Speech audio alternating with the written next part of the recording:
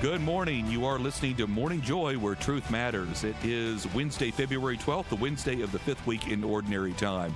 This is Wyatt Goolsby here with you this morning, in for Keith Downey the next couple of days. We are broadcasting out of the Houston station, KSHJ. This is Wyatt alongside our senior producer, Tim Mott, at the helm here, and with a dedicated staff from the Guadalupe Radio Network. As I mentioned, I'm in for Keith Downey the next couple of days, but Keith did record a fascinating interview with a sixth-generation Jehovah's Witness about her conversion to the Catholic faith. I've been waiting to listen to this interview, so I don't want to wait any longer. Let's go to that right now. Thank you, Wyatt. And this morning, we're joined by someone special. Her name's Laura, who actually called in to talk about what she's grateful for on an episode of Take Two with Jerry and Debbie. And now we felt it was important to spotlight her journey to the Catholic faith. It is quite inspiring. But without further ado, good morning, Laura. Good morning. Glad to be here. Thank you. Yes, of course. Now, for those that weren't able to catch that episode of Take Two, tell us a little about your testimony, your journey to the Catholic faith. Well, I'm a sixth-generation Jehovah's Witness who came out in 2019 and discovered that Jesus is God and did die for my sins. So that was really profound when that happened. And then when I came out, I started to have this hunger for the truth. You know, what is the truth now? Because it was hidden from me for so long. And my 6-year journey through Protestantism, I had so many questions, and they weren't really getting answered. I didn't understand, why were there so many different religions like Methodist and Presbyterian, and who was right, and trying to find a church, going to 9 different churches and trying to figure out what fits my theology, which was, what did God really teach? Like, I'm sitting here looking for a self-religion, and my husband was cradle Catholic, and he kept telling me, like, we need to get to the church. He said, you'll never experience something more holy until you go into the Catholic Church.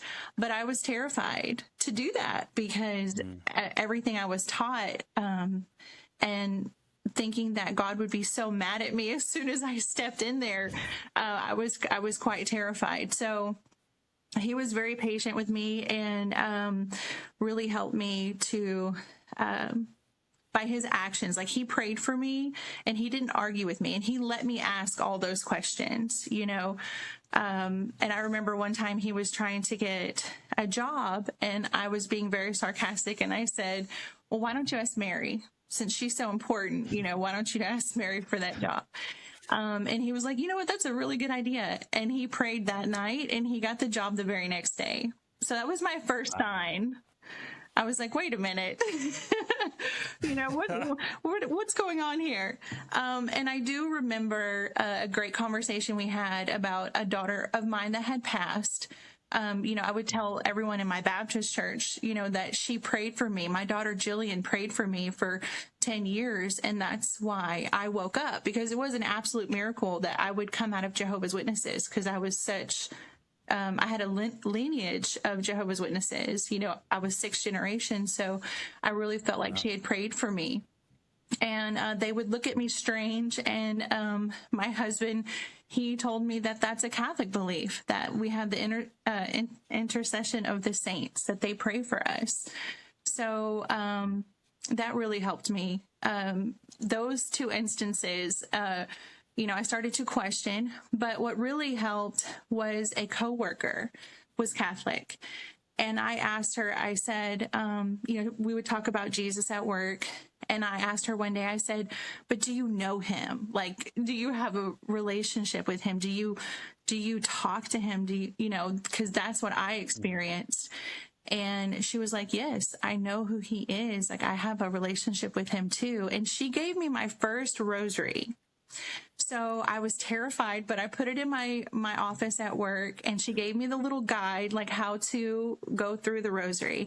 And it just sat there for a while. And I didn't even want to tell my husband because I didn't want him to know or like give him any kind of hope that, I was going to become Catholic. So that was great. And then she gave me a book, Home to Rome, or Rome to Home, from that I can't think of his name right now. I think it's Rome Sweet Home. Yeah. By, Dr. Scott Hahn, yeah. Yeah. So I read that in like 3 days. So I sped through the book. Oh, wow. And I was like, man, this is wild. This could be right, but I still had my doubts, and so it was a long process.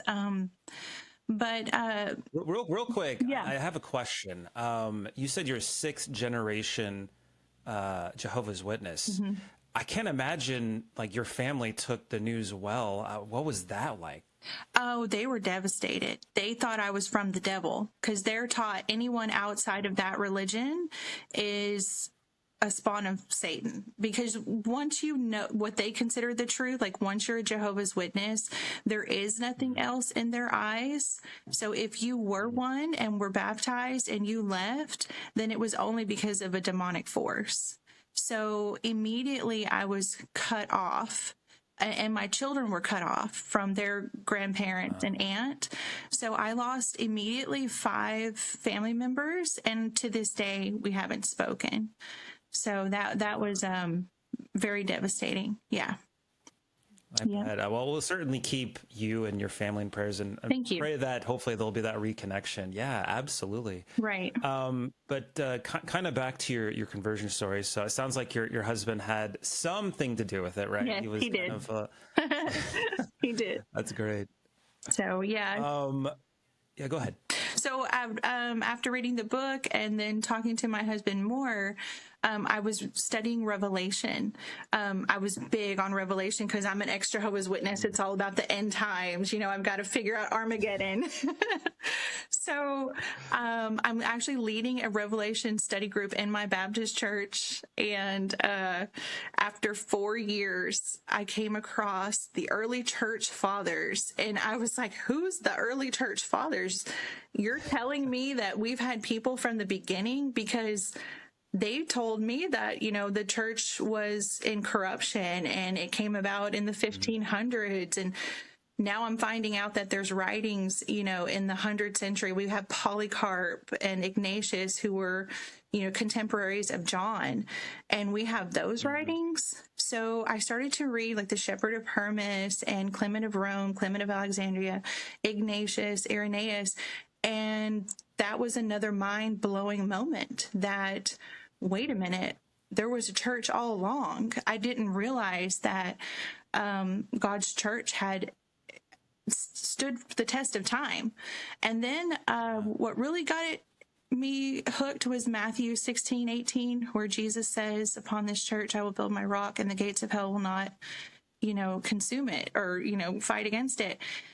And I wanted that church. I wanted to know what, where was that church? And then I learned about the Eucharist, and that was mind blowing. It shattered me because as a Jehovah's Witness, you're not even allowed to participate in the Passover because you're told you're not one of the anointed. And when I partook the first time in the Protestant church, it just felt very empty, like it was a snack, and there was even joke references to it being a snack. And then when I learned that it's the body, soul, divinity, of Jesus, and the holiness and the reverence, and I read John 6, and this is the bread I'm to work for, his body, his blood that leads to eternal life. I had to have that immediately. I knew that's what I was missing my entire life. Like that's what I was needing. I was needing the fullness of the truth, the wholeness. And that's something that I couldn't get from any other church in the world besides the Catholic Church. And I came face to face with that. And I had to be wrong. My biases toward what I wanted, that feeling that I was searching in the Protestant church, raising my hands, listening to the rock concerts, being, influenced by the TED Talk, whatever.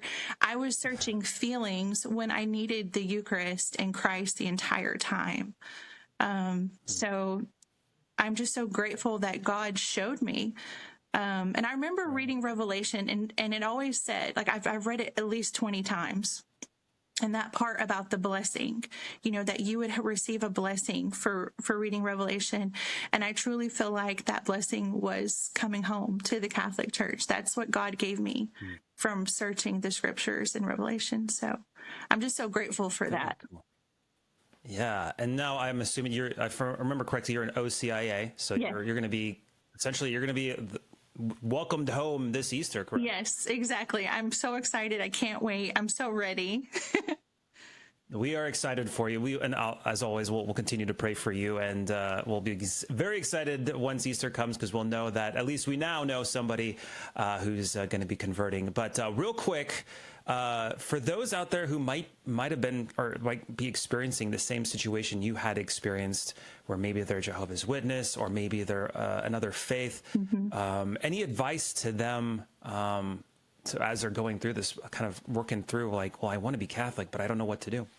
Definitely pray, because if you really want God with your whole heart, soul, and mind, and you want to not be deceived, pray about it. That's what I had to do, because I knew I had already been deceived by Jehovah's Witnesses. And then once I became a Protestant, I knew they had deceived me as well. There wasn't 400 years of silence. We have Tobit, we have Maccabees, we have Sirach. They lied to me too. And I had to keep finding and searching what is true. And only God could give me that answer. And so pray about it, because God will not let you be deceived. He will show you. But you have to be ready for that answer. Like, it's not going to always be your answer. It's God's answer. So if he tells you otherwise, you have to prepare yourself for that, So, constantly pray to not be deceived, and that God would show you the truth. So, because it's out there. Well said. Yeah. Wow. Well, I can't thank you enough, Laura, for joining us and sharing a little bit of your testimony. I'm sure it spoke to many people out there going through the same thing. But thank you so much. God bless you. Thank you. Keith Downey, thanks very much for that interview. Again, you are listening to Morning Joys. We are wrapping things up here. Tomorrow on Morning Joy, Keith Downey has an interview with the Norbertine Fathers from St. Michael's Abbey in California. Again, you have been listening to Morning Joy, where truth matters. This is Wyatt Goolsby in for my friend Keith for the next couple of days. We want to send all of you listeners off to our next program, which is going to be the Holy Mass here on the radio. For those of you online, stay for the after show on youtube.com/GRNonline. Make it a joyful day. This has been Morning Joy, where truth matters, hosted by Keith Downey. Take some joy with you today. Visit grnonline.com/joy to listen again, share a segment, or answer the question of the day. That's grnonline.com/joy.